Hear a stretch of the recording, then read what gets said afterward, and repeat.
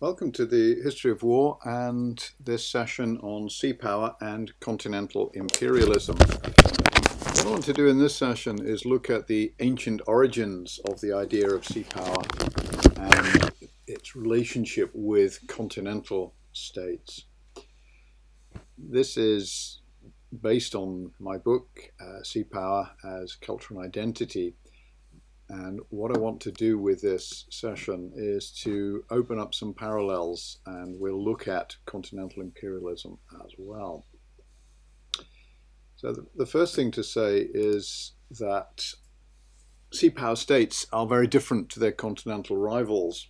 And those of you that have been to Venice may recognize the gates of the Arsenale, the great naval base, which occupies much of one end of the island. This 14th, 15th century structure both celebrates Venice's difference. It's not an army, it's a navy-based country, it's a trading maritime empire. And it's from here that the ships that are built inside these walls sail out to connect up Venice's trading empire. And it's through that trade that Venice becomes enormously rich and successful. And the onward trade out of Venice over the Alps into southern Germany, Austria, and beyond into France and round by sea into northern Europe makes Venice a very, very different state to its continental and heavily militarized peer competitors. The Venetian army is not an army of Venetians, it's an army of hired mercenaries from other countries, mostly inside Italy, but it is certainly not Venetian. The Venetians man their own navy, they build their own ships, they run their own business, but if they need an army, they literally buy one. And if they lose it, it's some investment they've lost, it's not people. So Venetian capital, both financial and human, is tied into a sea state which views the world through a maritime prism. And this is entirely alternative to the more conventional landed vision, which informs other great powers, both then and now. And it was in Venice that some of the early thinking about what differentiates land and sea power happens. It's prompted by reading Thucydides' account of the Peloponnesian War and other ancient histories, and it will go on to inform the development of ideas in other major powers. So for Venice, sea power isn't so much a choice, it's a necessity. Venice is a very small, largely artificial island. It is not a great continental state. It doesn't have the option of being a continental military power. It can only become a great power by maximizing its maritime advantage as an asymmetric element. The great battle of Venetian history, we're often told, is the Battle of Lepanto in 1571, when the combined Venetian, Spanish, and Papal fleets defeated the Ottoman navy off the coast of Greece in a battle of great scale, enormous tactical and local success, which actually ends up deciding absolutely nothing.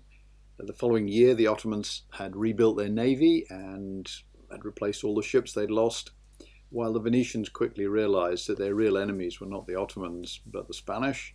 They left the alliance with the Pope and with the King of Spain, and they signed up with the French and the Ottomans.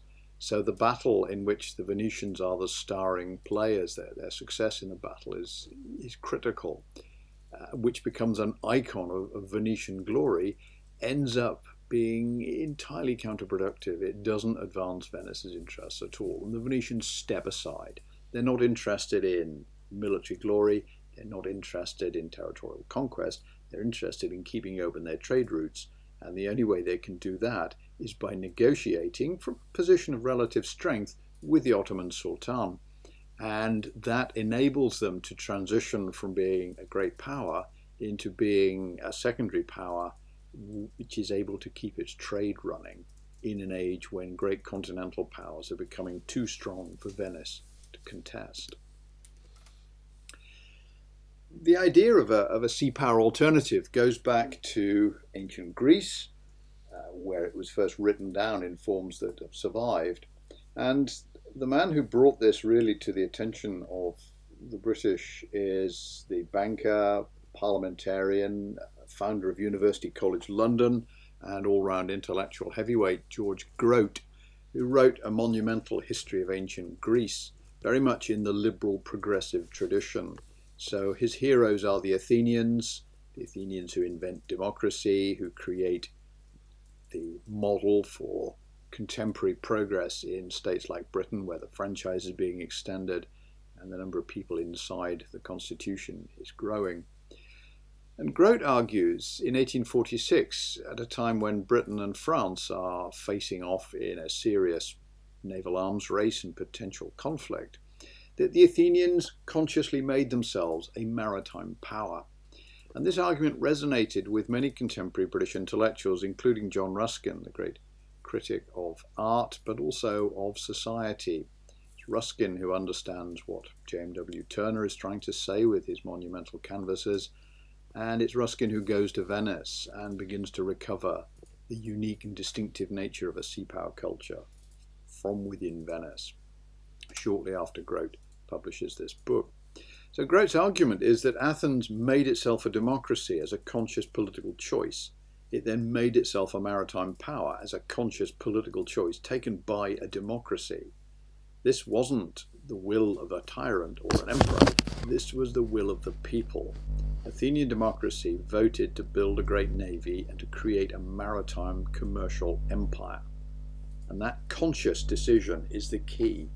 The Athenians understood that they could not challenge the regional military hegemon, Sparta, which has a very profound militarized culture and is always going to win the land battles within the Greek mainland, nor can it contest the power of the real regional hegemon, which is ancient Persia, a colossal imperial power with far more naval and military resources than all of Greece put together.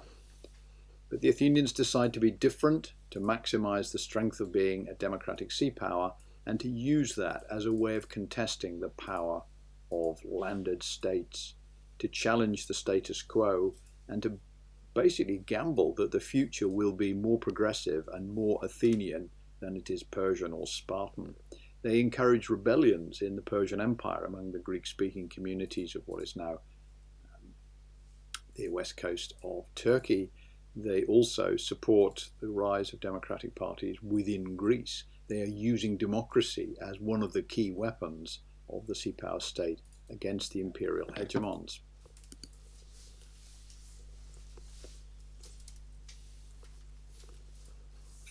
"40 years after Grote is writing about ancient Athens, Captain Alfred T. Mahan of the United States Navy writes on the influence of sea power upon history in 1890. And Mahan links sea power to the nature of the state and also to political choice. But the sea power he talks about isn't a cultural identity, it's a strategic power. Mahan talks about sea power as a military force that can deliver a particular kind of effect. The United States by 1890 has completed solidifying its internal borders. It is now a coherent coast-to-coast state linked by internal railway and other communication systems, and it's beginning to think about expansion beyond the borders of North America. It's thinking about moving into South America through the Caribbean, it's moving into the Pacific, it's acquired Hawaii, it's looking to the Asian mainland, to China, looking to new markets, and the Navy is going to be the tool that will carry American power across the sea and expand American influence. And Mahan, as a naval officer, has a vested interest in pushing the Navy's case, but he's trying to persuade the United States to become a naval power and to use the strategy of the sea to extend its strength. And Mahan is creating an analysis in which the continental states lose the imperial struggle because they make the wrong choices. His great book of 1890, The Influence of Sea Power Upon History, essentially sets up France as the great power of 1660 and explains how it loses that status by the 1780s through making a succession of poor strategic and political choices, which end up with France fighting largely futile continental wars within Europe, which change very little, while the British use their naval power and their sea power identity to win the wars of empire to control the seas and to carve out a maritime economic power base that gives them tremendous advantages.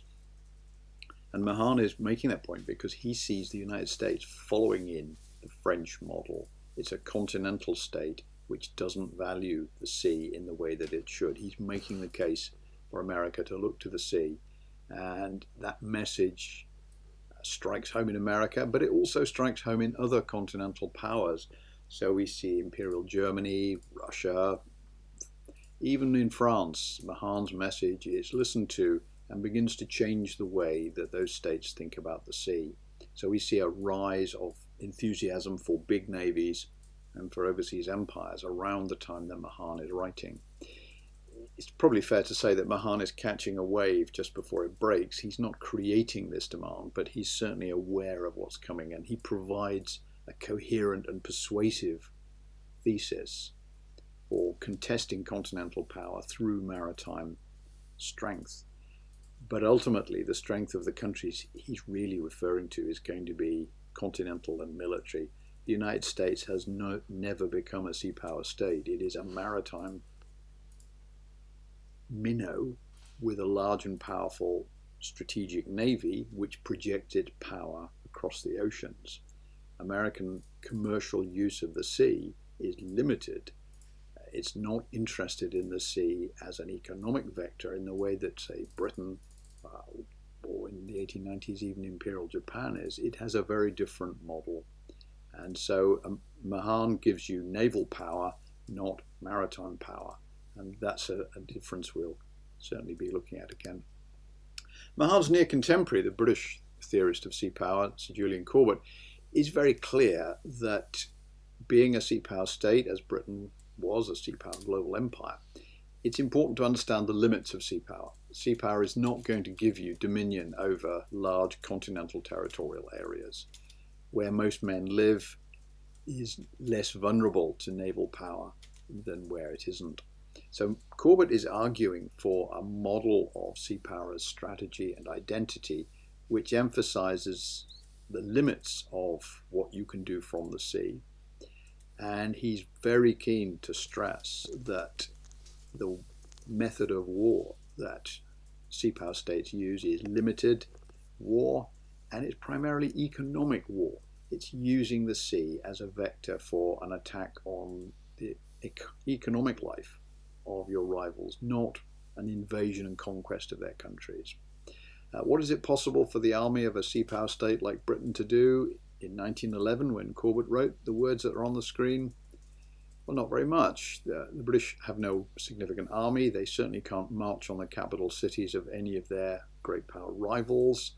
What they can do, and what they have consistently done, is to attack, undermine, and ultimately break the economies of those powers and force them to come to a negotiated settlement in what is still a limited form of warfare. The British in 1911 have no history of conscripting mass armies, of overthrowing great states by military campaigns. They have never done this because it simply doesn't fit their interests. They have to command the sea to secure their trade, to secure their food, their raw materials, and to secure connection with their global empire. That means they can't afford to build a great army as well, and a great army would serve very few of their interests. So Corbett is saying we need a strategy which is maritime. It's the army and the navy, but it's the navy first, with the army being deployed from the sea. And we use that to set up an economic war of exhaustion, which will force the enemy to concede. We know that sea power states, that maritime specialist states existed back into the Bronze Age. Here we see a Minoan fleet of galleys operating out of a harbour on Santorini, the island that was destroyed by a massive explosion towards the end of the Minoan period. The Minoans make their fortune by trading in vital raw materials, timber, copper, tin, the components of bronze and grain, all the way along the eastern Mediterranean shoreline, from Egypt up into the Lebanon and beyond into Anatolia, with a trade that's crossing the Taurus Mountains into Mesopotamia. So they're trading with the Hittites, they're trading with the Mesopotamian kingdoms, the Babylonians, the Assyrians, they're trading with ancient Egypt, and they're working with the Phoenician cities like Tyre and Sidon, who are also in this maritime trading collective. And their strategic power is relatively limited, but their economic power is significant. They are able to build fabulous palaces, they have very rich goods in those palaces, and they feature in the art and the literature of all of the great powers. They are the connecting force in Bronze Age Mediterranean trade, and they will become the basis for the legendary origins of the sea power state. When the Athenians in the 4th century decide to become a maritime state, they buy this, which is the world's first wholly purpose-built warship. It's a trireme, it has 180 oars in 3 banks and a bronze ram on the front. Its only purpose is to attack other warships operating in fleets, and this is the symbol of Athenian sea power. Purpose-built, requiring a highly trained and skilled crew. 180 men rowing in a confined space is not easy. You can only do this if you've had a lot of serious training.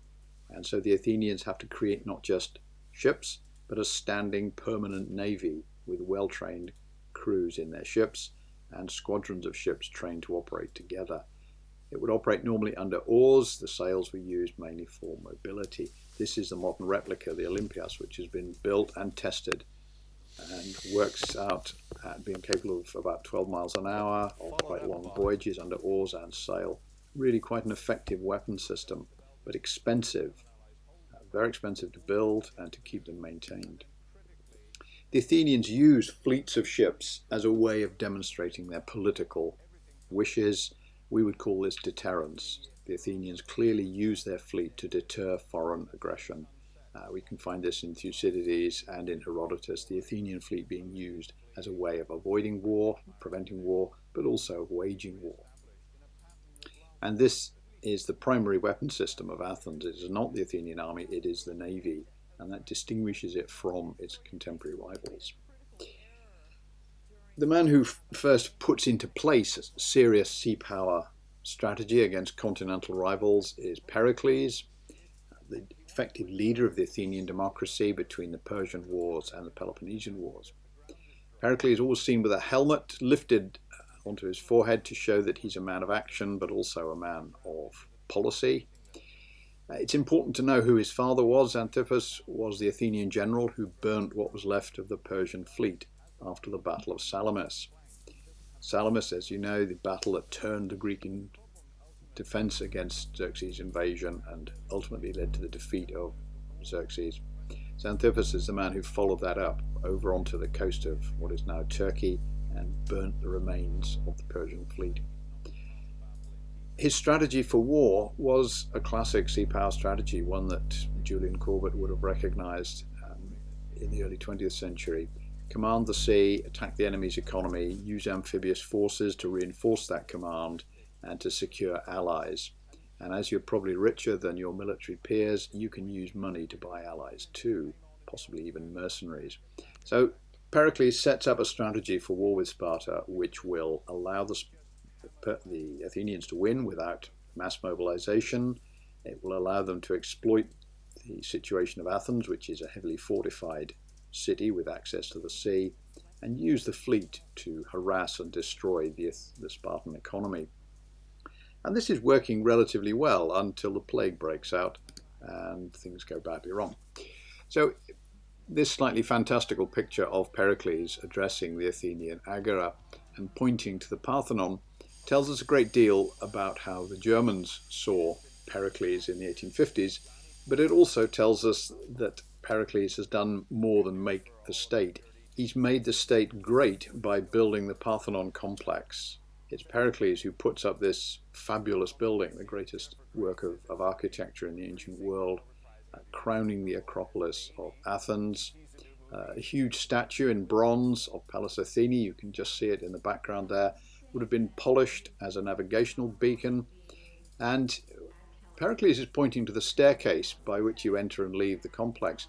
As you get to the top of the stairs to leave the complex, you are looking out over the site of the Battle of Salamis, the battlefield that gives Athens this enormous power by sea. So this situates us in a position, if you've ever been to the Parthenon complex and stood on that staircase, you're looking out and you can see the Bay of Salamis where the battle is actually fought. So Pericles is creating this. And we know so much about this because this is the wall that Thucydides writes about.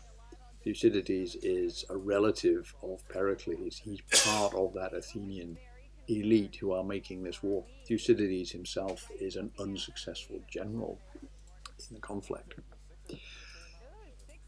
So the contest between continental and maritime states is very clear, and Thucydides lays this out for us very, very well. They're two different approaches. Thucydides is not a convinced exponent of the sea power strategy of Pericles because he's an elite Athenian and he tends to think that what happens on land is still more important than the sea, which makes him in many ways a better witness than a more convinced advocate. And of course, Pericles' strategy begins to falter when Pericles dies. The Athenians are struck by a plague, and ultimately they're going to lose the war because Persia funds the Spartans to win the war. They use their enormous resources to fund a Spartan fight back. The Spartans secure control of the sea. Athens is defeated. The Athenian navy is destroyed. The walls of the city are torn down, and the democratic system is destroyed. And the Athenians will never recover their empire, an empire of islands and of trade, and they will never recover their power. They recover their democracy and they become a significant player in the next round of intra-Greek warfare, but they are never the dominant force that they were under Pericles, because the continental powers have stripped away the resources they need to fund that power. And you could make an analogy with what happens to Britain after 1945 with the end of empire. You end the justification for a great navy, you end the funding base for a great navy, and the country necessarily slips back into a minor capacity. Certainly it was the case for Venice, it would be the case with other great maritime powers.